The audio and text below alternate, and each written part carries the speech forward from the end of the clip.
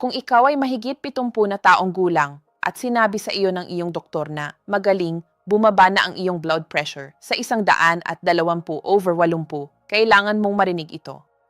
Makinig ka ng mabuti dahil ang impormasyong ito baka makapagligtas ng iyong buhay. May pag-aaral na inilathala sa Journal of the American Medical Association. Sinundan nila ang 15,000 na matatandang tao sa loob ng 5 taon. At ang natuklasan nila, salungat sa lahat ng ating narinig tungkol sa blood pressure.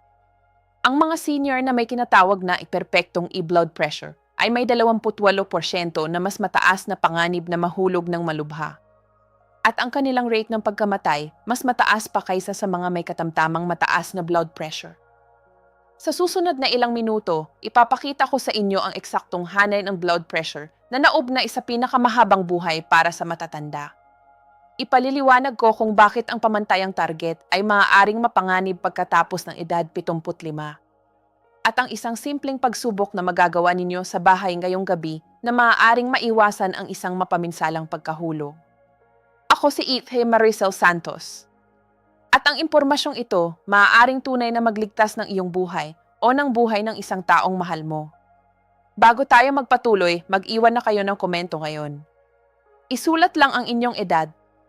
Ang edad lang, wala nang iba. Gusto kong makita kung sino ang nanonood dahil ang impormasyong ito ay nag-a-apply ng iba-iba depende kung 65, 75 o 85 na kayo.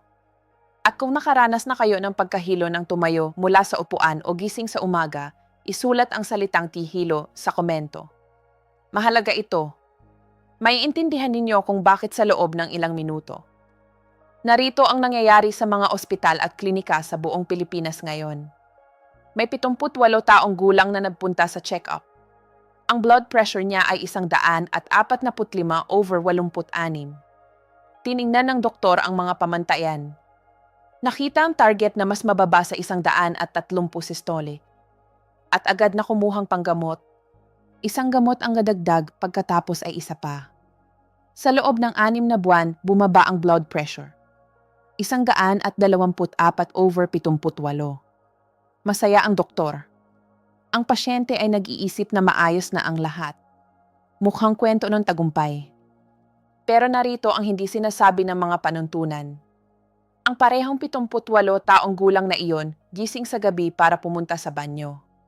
Ang blood pressure niya ay bumaba mula 124/78 pababa sa 88/56 sa loob ng ilang segundo lang. Hindi sapat ang dugo na pumupunta sa kanyang utak. Umiikot ang silid. Iniabot ang kamay sa dingding pero hindi naabot. At bigla na lang, hindi na tayo nag-uusap tungkol sa mga numero ng blood pressure. Nag-uusap na tayo tungkol sa bali ng balakang, operasyon sa emergency, 3 linggo sa rehabilitasyon at isang serya ng komplikasyon na madalas na nagtatapos sa pagkawala ng kalayaan o mas malala pa. Ang pananaliksik na inilathala kamakailan sa JAMA Internal Medicine dapat ay naging headline sa lahat ng lugar. Pero karamihan sa mga doktor ay hindi pa ito nakikita. Karamihan sa mga pasyente ay hindi pa ito naririnig. At ang agwat na iyon sa pagitan ng sinasabi ng pananaliksik at ng nangyayari sa pang-araw-araw na medikal na pangangalaga, kumukuha ng buhay. Narito ang bahagi na mukhang kabaligtaran ng inaasahan. Kailangan ninyong makasama ko dito dahil dito nagbabago ang lahat. Sa loob ng maraming dekada, ang mensahe ay simple. Mas mababa ang blood pressure, mas magandang kalusugan. At para sa mga nasa gitnang gulang, mga nasa 40 at 50, totoo iyon. Ang pagkontrol sa blood pressure sa gitna ng buhay ay pumipigil sa atake sa puso, stroke at sakit sa bato. Matibay ang katibayan. Pero may isang bagay na fundamental na nagbabago pagkatapos ng edad 75. Ipinapakita ng pananaliksik na ang mga senior na may systolic blood pressure sa pagitan ng 130 at 145 mas matagal na nabubuhay kaysa sa mga may pressure na mas mababa sa 120. Mas kaunting pagkahulog, mas kaunting bali, mas kaunting pag-ospital, at mas magandang pag-iisip. Ang grupo na nakamit ang tinatawag na perpektong 120/80, nagkaroon sila ng mas mataas na rate ng pagkahilo, pagkahimatay, pinsala sa bato, at mas mataas na rate ng pagkamatay. Kung kayo ay isang taong gustong maintindihan ang dahilan sa likod ng mga numero, hindi lang kung ano ang gagawin. Kung gayon, ang susunod na ipaliliwanag ko ay magbibigay sa inyo ng ganap na bagong pananaw sa pamamahala ng blood pressure habang tumatanda. Ang inyong cardiovascular system sa edad 75, hindi ito basta mas matandang bersyon ng inyong cardiovascular system sa edad 45. Ito ay fundamental na naiba sa mga paraang nagbabago ng kahulugan ng mga numero ng blood pressure para sa inyong kalusugan. Ipaliwanag ko ang tatlong kritikal na pagbabago na nangyayari sa pagtanda at kung bakit ang mga pagbabagong ito ay nangangailangan ng iba't ibang target ng blood pressure. Una, ang katigasan ng ugat. Habang tumatanda kayo, ang inyong mga ugat ay nagiging hindi gaanong nababana.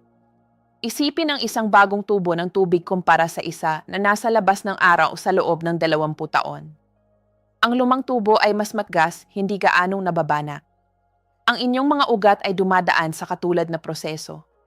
Kapag ang inyong puso ay nagpapadala ng dugo sa matigas na mga ugat, hindi sila maaaring mag-expand at sumipsip ng pressure wave tulad ng magagawa ng mga batang nababanat na ugat.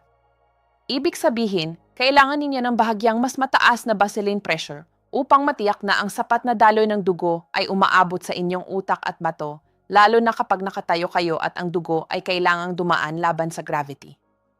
Pangalawa, ang pagbaba ng kakayahan ng baroreceptor. Ang mga baroreceptor ay maliliit na sensor sa inyong mga ugat na nakakakita ng mga pagbabago sa pressure at agad na nagbibigay ng signal sa inyong utak na mag-adjust. Kapag ang isang batang tao ay tumayo, ang kanilang mga baroreceptor ay nakakakita ng pagbaba ng pressure sa loob ng ilang millisecond at nag-trigger ng mga compensatory na tugon. Ang tibok ng puso ay tumataas. Ang mga ugat ay pumipiga. Ang pressure ay nag-stabilize. Pero ang mga baroreceptor na ito ay nagiging hindi gaanong sensitibo sa pagtanda. Mas mabagal silang tumugon. Kaya kung ang inyong baseline blood pressure ay mababa na at ang inyong mga baroreceptor ay mabagal, matatanggap ninyo ang mapanganib na pagbaba ng pressure kapag nakatayo kayo. Ito ay kinatawag na orthostatic hypotension. Ikatlo, ang pagbabago ng metabolismo ng gamot.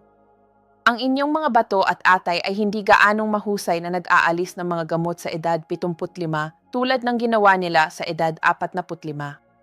Ang isang dosis ng gamot sa blood pressure na perpektong angkop para sa isang taong nasa gitnang gulang ay maaaring labis para sa isang matatandang tao.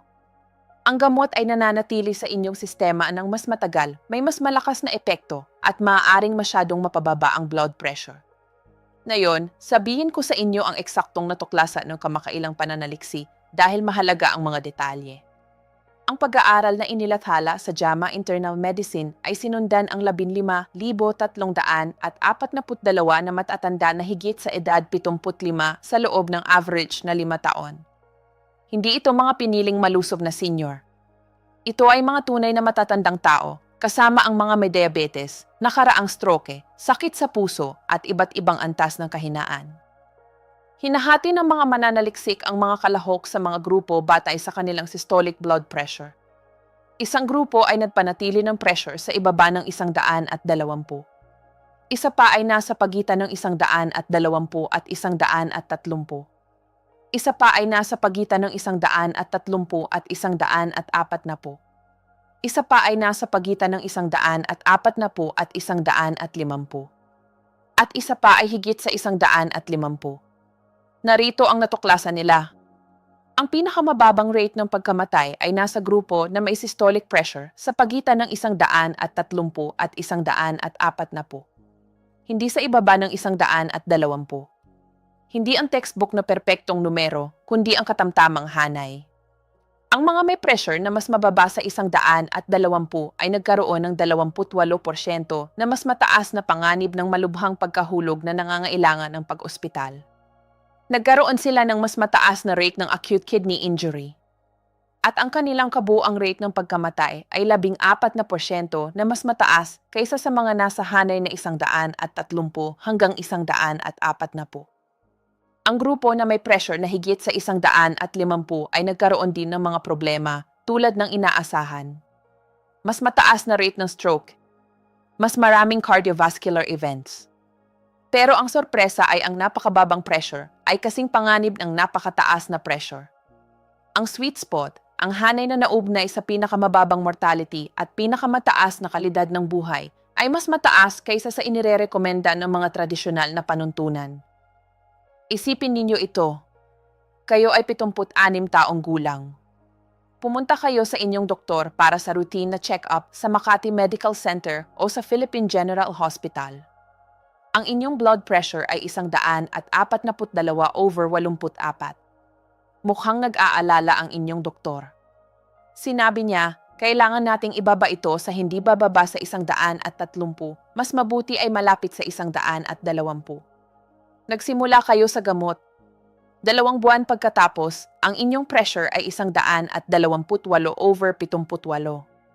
Masaya ang inyong doktor, pero nagmungkahi ng pangalawang gamot para ibaba pa ito ng kaunti.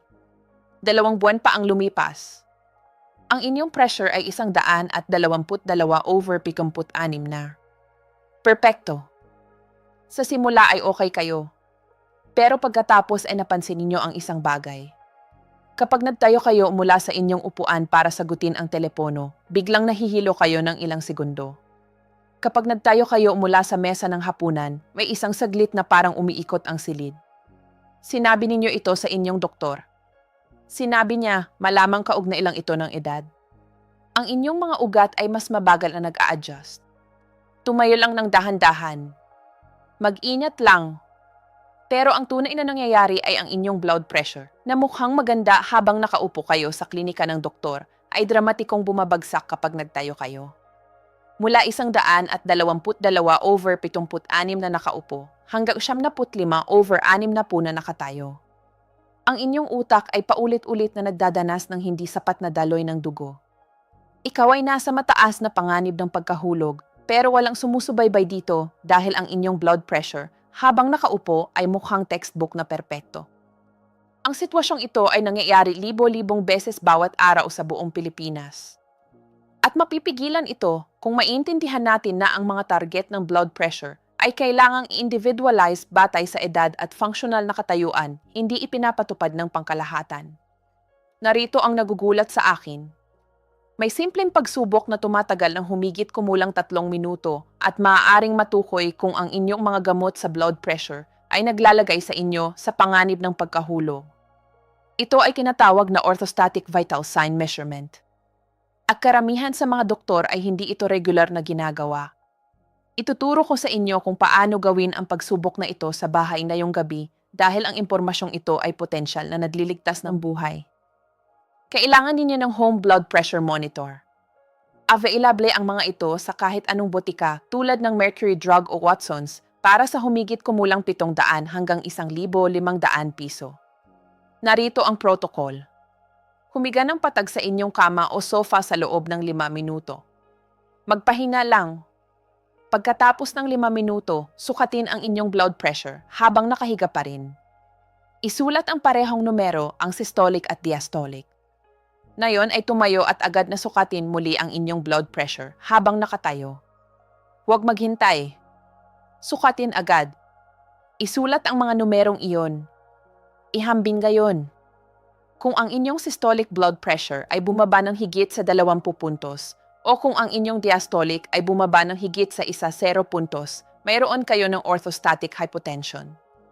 Ito ay isang red flag. Ibig sabihin, ang inyong mga gamot sa blood pressure ay maaaring masyadong malakas para sa inyo o ang inyong target na blood pressure ay maaaring masyadong mababa para sa inyong pisyolohiya. Ibigay ko sa inyo ang mga tiyak na numero. Isipin ninyo na ang inyong blood pressure habang nakahiga ay 125/78. Mukhang maganda sa papel. Pero kapag nagtayo kayo, bumaba ito sa 78/64. Iyon ay 27 systolic na pagbaba. Iyon ay mapanganib. Ang inyong utak ay hindi nakakakuha ng sapat na daloy ng dugo kapag nakatayo kayo na siyang karamihan ng inyong mga oras sa pagigising. Ito ang pagsubok na dapat gawin ng inyong doktor sa bawat pagbisita kung kayo ay mahigit 70 at umiinom ng gamot sa blood pressure. Kung hindi nila ito ginagawa, maaari ninyo itong gawin sa inyong sarili at dalhin ang mga resulta sa inyong susunod na appointment. Ano ang dapat na talagang maging blood pressure ninyo? Ibibigay ko sa inyo ang mga hanay na mungkahi ng pananaliksik na naugnay sa pinakamabuting resulta para sa iba't ibang grupo ng edad. Pero kailangan ninyong maunawaan na ito ay mga gabay, hindi mga ganap na panuntunan. Ang inyong individual na target ay dapat matukoy kasama ang inyong doktor batay sa inyong kumpletong medikal na kalagayan. Para sa mga matatanda na may edad 65 hanggang 74 na pangkalahatan ay malusog at aktibo at walang malubhang medikal na kondisyon. Mungkahi ng pananaliksik na ang systolic blood pressure na hanay ng 130 hanggang 140 ay makatuwirang target. Nagbibigay ito ng cardiovascular protection habang pinapanatili ang sapat na daloy ng dugo sa mga organ. Para sa mga matatanda na may edad 75 hanggang 84 na medyo malusog, sinusuportahan ng katibayan ang systolic na hanay ng 135 hanggang 145. Pansinin ninyo na ito ay mas mataas kaysa sa mas batang grupo. Isinasaalang-alang nito ang mas mataas na katigasan ng ugat at mas mabagal na tugon ng baroreceptor.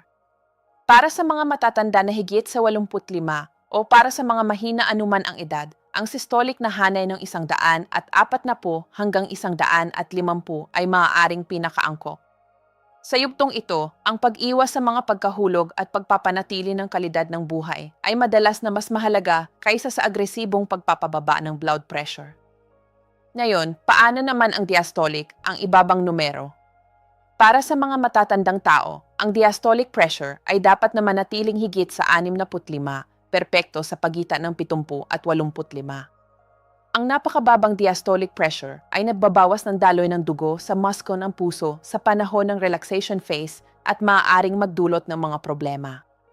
Kung ang inyong diastolic ay patuloy na nasa ibaba ng 60, iyon ay dapat talakayin sa inyong doktor kahit mukhang maayos ang inyong systolic.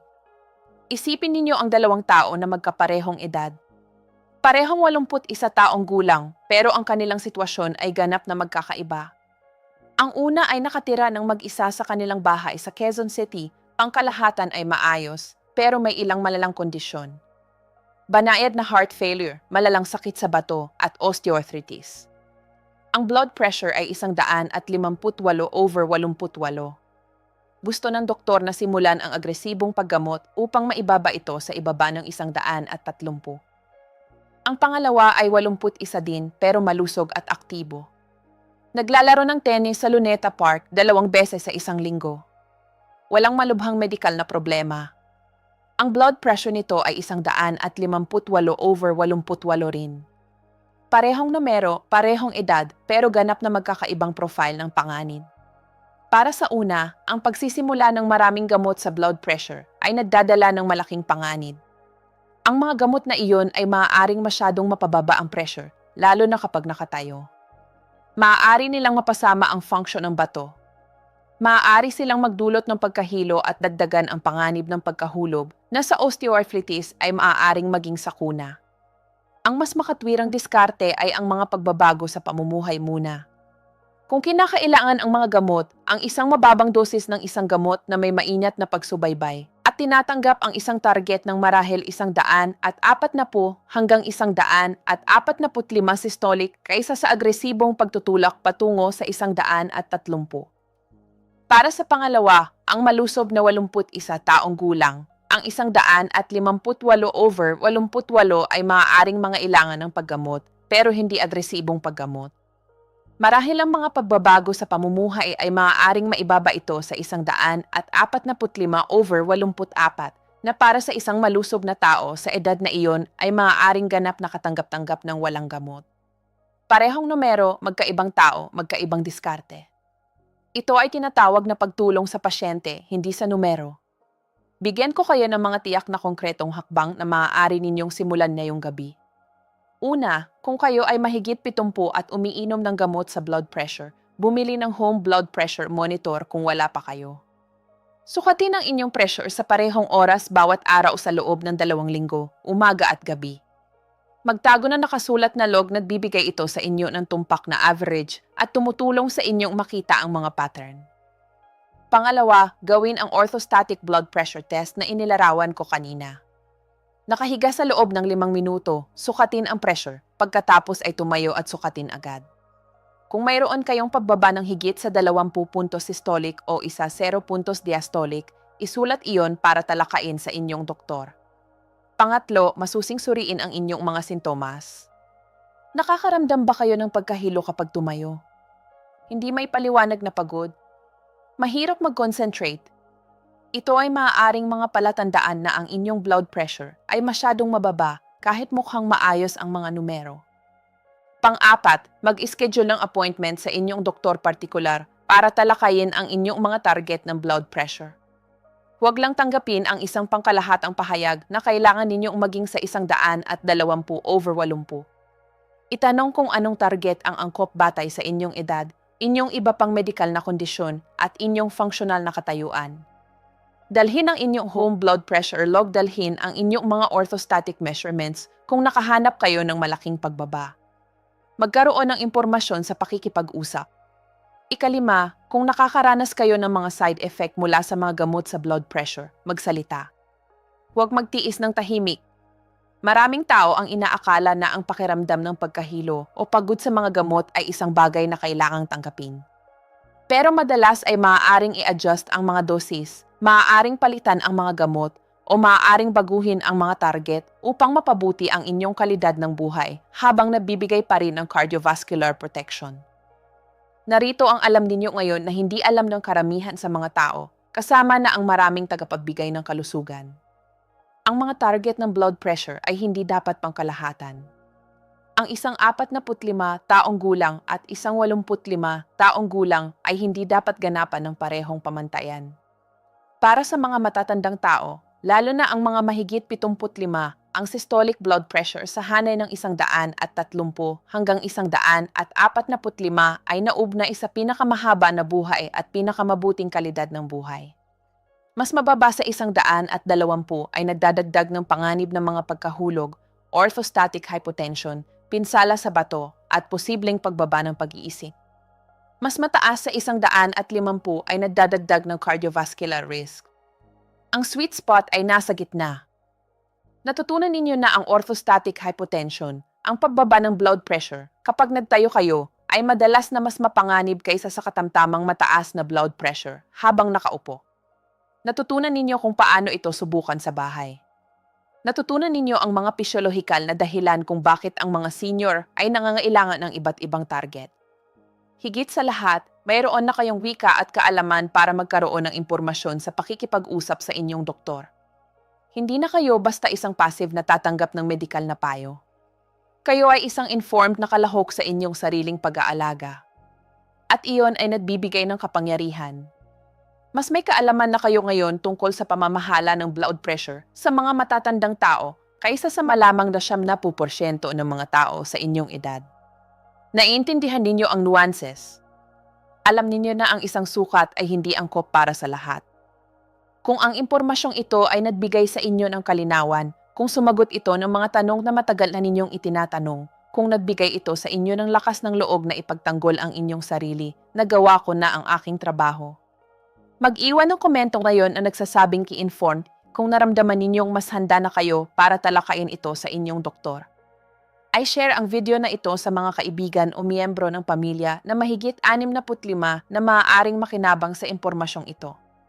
Mag-subscribe sa channel na ito dahil ang aking misyon ay magdala sa inyo ng health information na nakabase sa pananaliksik na aksesible, praktikal at potensyal na nagbabago ng buhay.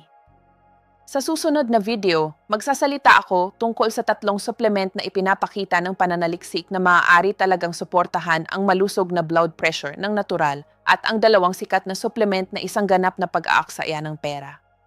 Gusto ninyong makita iyon dahil ang industriya ng supplement ay puno ng mga misleading na claim. At ipapakita ko sa inyo ang eksaktong sinasabi ng katibayan. Kita kita doon. Ang video na ito ay para sa educational at informational na layunin lamang at hindi nilayon bilang medikal na payo. Ang pamamahala ng blood pressure ay dapat i-individualize batay sa inyong kumpletong medikal na kasaysayan, kasalukuyang kalagayan ng kalusugan at iba pang mga salik. Huwag kailanman i-adjust o ihinto ang mga gamot nang hindi kumukonsulta sa inyong healthcare provider. Palaging kumonsulta sa isang kwalipikadong healthcare provider bago gumawa ng mga pagbabago sa inyong paggamot.